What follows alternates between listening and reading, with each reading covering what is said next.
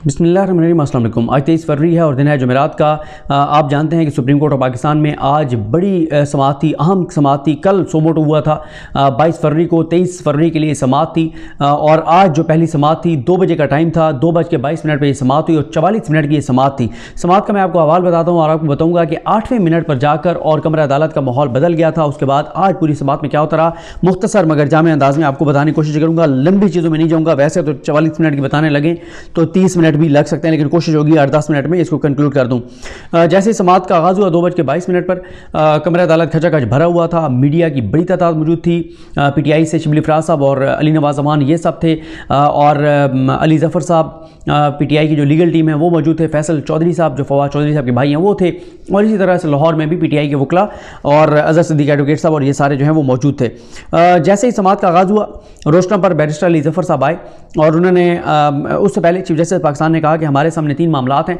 वो आपको मैं कई बार बता चुका हूँ कौन से 3 मामलात हैं। इलेक्शन की तारीख किसने देनी है, कितने दिनों में देनी है और सूबों का और वफाक का इस सारे में क्या किरदार है। उसके बाद बैरिस्टर अली ज़फ़र साहब ने कहा कि कुछ डॉक्यूमेंट्स हैं वो हम रिकॉर्ड पर रखना चाहते हैं, जिसमें उनकी मुराद ये थी कि सदर पाकिस्तान आरिफ अलवी साहब ने इलेक्शन की तारीख दे दी और वो चीज़ें हम अदालत के सामने रखना चाहते हैं, जिस पर चीफ जस्टिस पाकिस्तान ने कहा कि वो सारी चीज़ें हमारे सामने आ चुकी हैं और लाहौर हाई कोर्ट का फैसला भी हमारे साथ है। हम इश्यूज़ जो है वो बहुत सारे अपना जो नोट है 100 मोटो का उसमें लिख चुके हैं और वो 100 मोटो का जो नोट है वो आज जो मेरी पहली वीडियो है उसमें मैं तमाम अहम पॉइंट्स बता चुका हूँ, जिसका टाइटल ये है कि नून लीग ने नॉन ओपनिंग बेंच पर एतराज़ उठा दिया। उस वीडियो में अगर आप जाएंगे तो उसमें मैंने सारा वो 5 सफ़ात जो हैं उसके अहम पॉइंट्स आपके सामने रखे हैं और पूरा केस उन्हीं 5 सफ़ात के गिर्द घूमता रहेगा।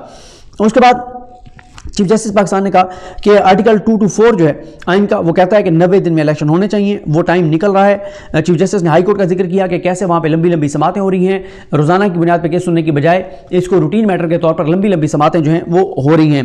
अवामी मफाद की चीफ जस्टिस ने बात की। उन्होंने बताया कि उनके सामने 2 पिटीशंस हैं लेकिन वो आउटडेटेड हो चुकी हैं क्योंकि अब मामला उससे आगे निकल गया है। उसके बाद चीफ जस्टिस ने कहा कि मैं वो फिक्स कर सकता था जो इस्लामाबाद हाई कोर्ट बार की दरख्वास्त थी शोएब शाहीन साहब की और जो स्पीकर्स हैं पंजाब असम्बली और KPK असम्बली मुश्ताक खान साहब और सब्तान खान साहब, लेकिन उन्होंने कहा क्योंकि अब उसके बाद ऐसी डेवलपमेंट्स हुई हैं कि अब इसलिए फिर ये 100 मोटो जो है वो लिया हमने। चीफ जस्टिस ने बताया कि कहा कि 20 फरवरी को सदर ने इलेक्शन का जो है वो ऐलान कर दिया है। सेक्शन 57 जो इलेक्शन एक्ट का है उसकी तशरीह की ज़रूरत है और पहले जो रोपा था उसमें तो इलेक्शन कमीशन ने देनी होती थी, फिर अब एक इलेक्शन एक्ट में सदर पाकिस्तान का कर दिया गया है। और चीफ जस्टिस ने फिर जिक्र किया कि किस तरह से हाई कोर्ट में 20-21 को समाअत थी, फिर 27 को एडजर्न हो गया। ICA जो फाइल की उस हवाले से बात की और चीफ जस्टिस ने कहा कि हम कंटेम्प्ट को नहीं देख रहे, हम कॉन्स्टिट्यूशनल इश्यूज को देख रहे हैं कि हम इसको कंटेम्प्ट के तनाजुर में नहीं देख रहे कि लाहौर हाई कोर्ट ने फैसला दिया उस पर अमल नहीं हुआ, हम उस तनाजुर में नहीं देख रहे, हम इसको बड़े उसमें देख रहे हैं। उसके बाद चीफ जस्टिस ने कहा कि हमें किसी के नुक्ता नज़र से कोई दिलचस्पी नहीं है कौन क्या कह रहा है, हम सिर्फ आइन पर अमल दरामद चाहते हैं और इसकी हम जल्दी समाअत करेंगे। लंबी समातें नहीं होंगी क्योंकि टाइम जो है वो निकल रहा है, टाइम कम है और सुप्रीम कोर्ट जो है वो आइन की खिलाफ वर्जी किसी सूरत बर्दाश्त नहीं करेगी। हम आज नोटिस इशू कर देते हैं, अवामी मफाद का तहफ़्फ़ुज़ किया जाएगा, तवालत इख्तियार नहीं करने देंगे और 2 असम्बलियों के जो कस्टोडियन हैं वो हमारे सामने हैं, मौलवी तमीज़ुद्दीन हमारे सामने हैं। इसका अलग एक बैकग्राउंड है, वो फिर किसी वीडियो में आपके सामने रखेंगे। और चीफ जस्टिस ने कहा कि हमने अगले हफ्ते की कॉज लिस्ट जो है अपना जो शेड्यूल है वो भी मंसूख कर दिया है और लगता यह है कि अगले हफ्ते से सोमवार से समाअत जो है वो 9:30 बजे होगी।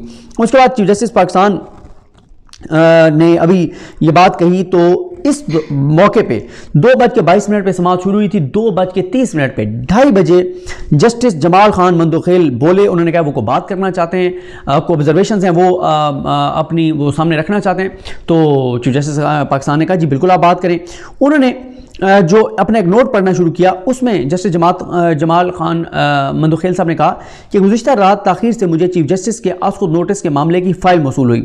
चीफ जस्टिस ने आस्कुब नोटिस जस्टिस इजाज़ुल एहसन और जस्टिस मज़ाहिर अली अकबर नकवी के ग़ुलाम महमूद डोगर के फेडरल सर्विस ट्रिब्यूनल फैसले के खिलाफ अपील पर दिए गए हुक्म पर लिया। ग़ुलाम महमूद डोगर के तबादले के केस में आबिद ज़ुबैरी वकील थे। ग़ुलाम महमूद डोगर की अपील सुप्रीम कोर्ट में ज़ेर इल्तवा थी कि मुअज़्ज़ज़ बेंच ने 16 फरवरी को इस केस में चीफ इलेक्शन कमिश्नर को तलब कर लिया।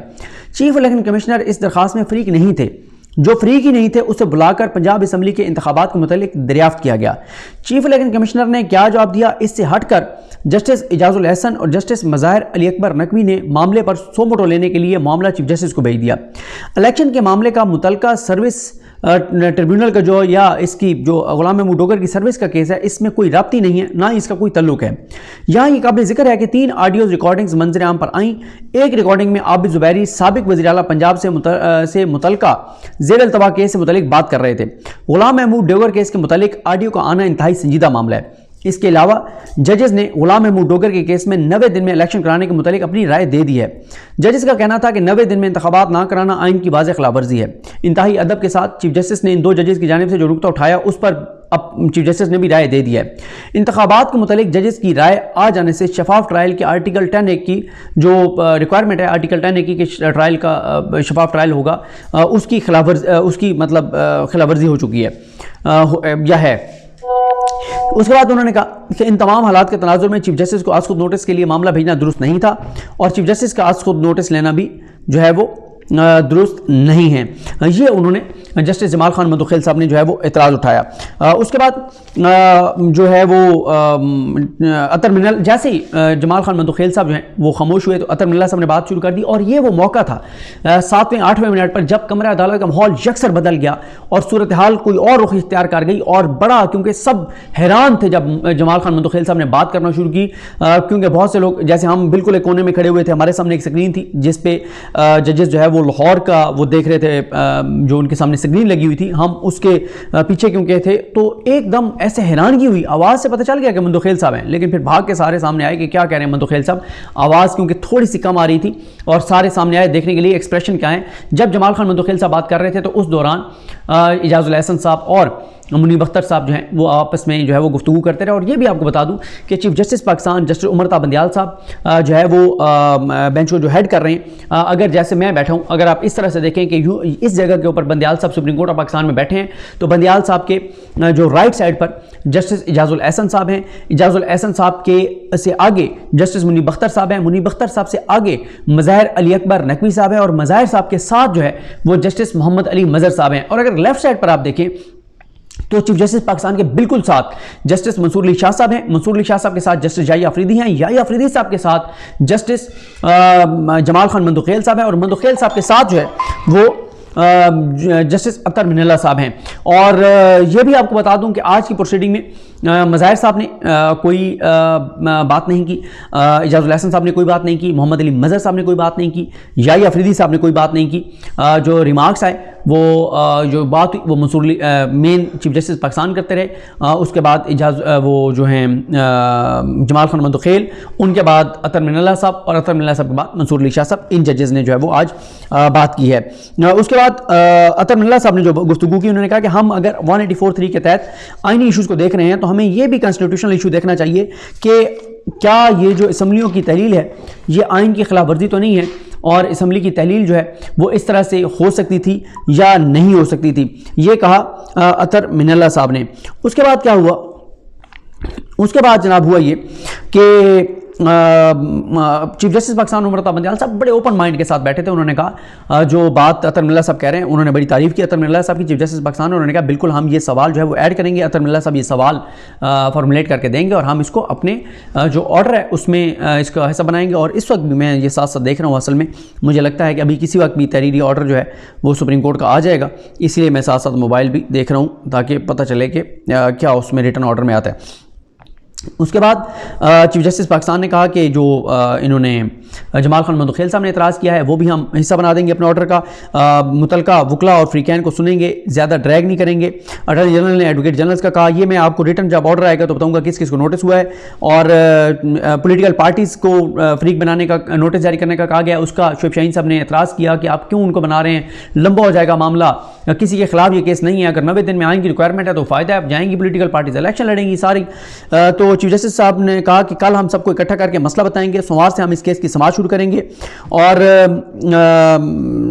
جو چیف جسٹس پاکستان ہیں ان کو اظہر صدیق صاحب نے کہا کہ پشاور ہائی کورٹ اور لاہور ہائی کورٹ کا آپ ریکارڈ جو ہے وہ منگوا لیں، اور اس کے بعد انہوں نے کہا کہ منصور علی شاہ صاحب نے پھر اینڈ میں جو بات کی وہ سب سے بڑی خبر بن گئی۔ منصور علی شاہ صاحب نے کہا کہ اگر ہم اس نتیجے پہ پہنچتے ہیں کہ اسمبلیوں کی تحلیل ہی غیر آئینی تھی تو پھر تو یہ معاملہ کہیں اور چلا جائے گا، پھر اسمبلیاں بحال ہو جائیں گی۔